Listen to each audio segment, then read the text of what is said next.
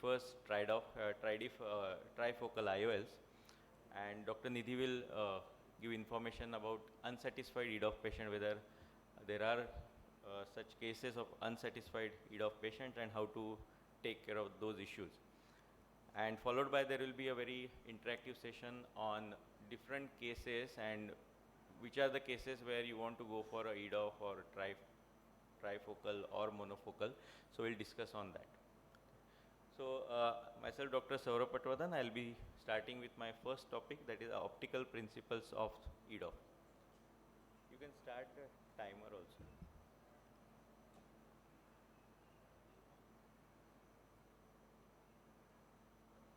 Okay. So this is a small question for audience. I think we have few. So you can just try to answer this. This is a very trick question. So what is the distance between the foci inside the eye if the near eye is +3 diopters? Okay, the hint is that every 1 diopter is equal to 0.3 mm. So can any of you answer this question? The distance between foci inside the eye if the near eye is +3 diopters. You can try to answer. Yes, sir? Okay, so this is a trick question because the answer is 0. Okay, because when we see different foci of any multifocal, trifocal on a optical ray diagram, they show different foci. But what is happening inside the eye is that all the foci are basically on the retina. That's when the patient can see clearly. So this is how the multifocality works. Okay, you can see this picture. This is again an illusion picture where you can see the big faces. At the same time, there are small figures which are seen in the picture. Now, when you look at this picture, when you are looking at those small figures, okay, you know that the bigger face is also there in the picture, right? But your brain can only focus on one thing at a time. It will shift between the small figures and the bigger face, okay? So the brain knows that the other image exists, but it will focus only on one image at a time. So that's how the multifocality works. So even if there are multiple images from different distances, the brain decides on which part of that image to focus on. So by definition, EDOF has single elongated focus. Okay, so it doesn't have multiple foci like trifocals or multifocals. What is the best part of EDOF? Why EDOFs came into market was because of minimum light loss. So why we are using more EDOFs in certain patients is because there is minimum light loss, and that means the contrast sensitivity will be higher than when you are using trifocals or multifocals. Okay, so why does this trifocal have different issues with them? So what is the cause for the glares that patient experience? The glares are caused by the sharp transition of the element. So when you have these rings, every sharp transition, there will be aberrated rays going towards the retina, and that is what causes the glares. While whenever there are multiple diffractive or refractive elements, they create more images inside the retina, and that is the reason for the halos. So more the rings, more will be the halos. More the transition, more will be the glare. So that is how it will be seen, and that is what is seen in the optical bench testing also of the trifocal IOLs. So these are the common aberrations we see with the trifocals. Now what happens in a EDOF is that there are smoother transitions, so the glares are significantly reduced.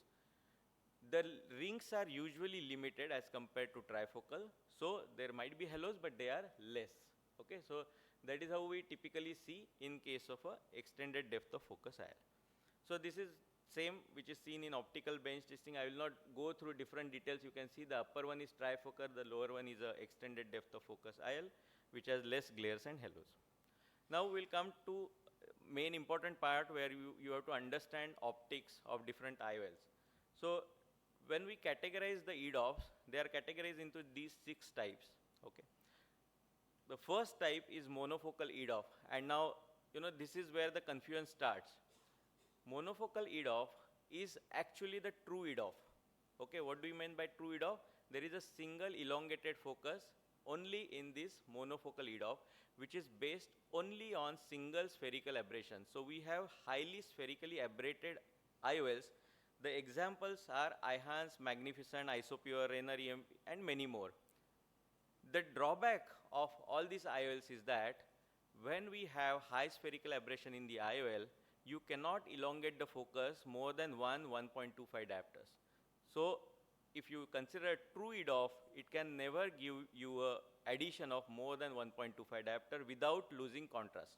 Okay, so we generally, for our use, we categorize them as enhanced monofocal rather than EDOF, because by definition, EDOF should have at least 1.5 diopter of elongated depth of focus, which is not provided by these IOLs.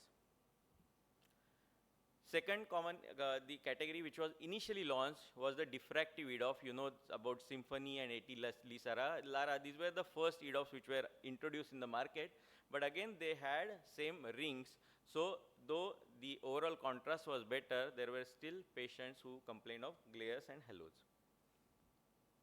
Third category is the newer category of EDOF, which is called aberrational EDOF. So it's similar to monofocal EDOF, but instead of using only single spherical aberration, there will be combination of plus and minus spherical aberration. So it will be a kind of undulating aberrations on the profile. So you will not be able to see any rings or any transition zones, but there are multiple aberrations which are added. The example is Minivel. Pinhole EDOF is still not launched in India, so we'll not talk about it, but again, it's based on the pinhole principle. Polyfocal, again, we don't have any in India. And the last category is the refractive EDOF. I think most of the IOLs are now based on this technology. The upper one is VVT and lower one is Lucidis. Again, I will highlight on the exact optical profile of each of them. I call this type 1 refractive EDOF because you can see these are radially symmetrical EDOF. So right from center to the periphery, the transitions are uniform all 360 degree. But there is a category called asymmetric, radially asymmetric or segmental EDOF, where there will be segments. One part is for near, the second part is for the distance, and there might be an intermediate zone. The example is Lentis Comfort or Lentis M plus X, and their similar versions like autofocus. So these are radially asymmetric. So now all these categories might be little confusing. So to for my understanding, I divided all the EDOFs into these three categories, and I will explain the clinical significance of each. So first category, I call it center near EDOF. Okay. So by center near EDOF, I mean is that the central 1 millimeter zone is for the near or intermediate vision. Okay. That means the predominantly it is for near vision. So example is like Lucidis or InFocus and other. Second category is center distance EDOF, where the central 1 millimeter zone or slightly larger zone, say 1.2 millimeter, is dedicated for the distance vision. Okay, so this is predominantly distance EDOF. And third one is the segmental EDOF, as I said, which is radially asymmetric. So part is for the near and half part is for the distance. So this classification is very useful when we are considering using a EDOF for a particular patient. Just to give an example, you get a patient who is more interested in the distance correction. That means he wants distance vision to be crisp. You will maybe go for a center distance EDOF rather than center near EDOF. While on the other hand, patient wants more of near or intermediate vision, distance can be little bit compromised. In that case, we can go for a center near EDOF because we know that irrespective of the pupil size, patient will definitely get near vision better than the other. And segmental EDOF is basically combination of two, but the advantage is that the pupil dependency is the least in case of segmental EDOF because you are cutting the pupil into half. So even if you have slightly smaller pupil or larger pupil, it may be more pupillar independent according to my experience. Okay, so just one last question before I end this topic.